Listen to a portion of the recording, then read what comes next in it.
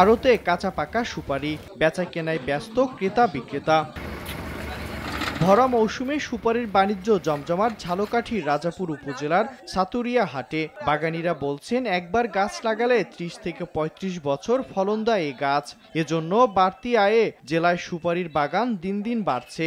ধানের চেয়ে ৩ থেকে ৪ গুণ বেশি আয় হয়। জেলার সবচেয়ে বড় সুপারি বাজার সাটুরিয়ায় সপ্তাহে শুক্র ও মঙ্গলবার হাট হয়, আর প্রতি হাটে অন্তত ৫০ লাখ টাকা সুপারি বেচা কেনা হয়। এতে খুশি ক্রেতা বিক্রেতারা। এটা বিরাট হাট, সুপারি হাটের জন্য বিখ্যাত। এখানে প্রতি হাটে আমি অন্তত ১ লক্ষ টাকা সুপারি কিনি। সুপারির সিজনে একটু বেশি হয়, সেটা হচ্ছে ২০ থেকে ৩০ লক্ষ টাকা বেচা কিনা হয়। কৃষি বিভাগ বলছে, সুপারির বাণিজ্য স্থানীয় অর্থনীতিতে ইতিবাচক প্রভাব ফেলেছে।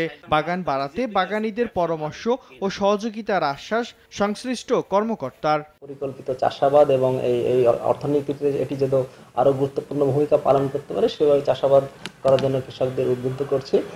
আশা করি ভবিষ্যতেও সুপারি চাষে ভালো ফলাফল পাবে। কৃষি বিভাগের তথ্য মতে ঝালকাঠিতে ৪৮০ হেক্টর জমিতে সুপারির বাগান রয়েছে। সময় সংবাদ, ঝালকাঠি।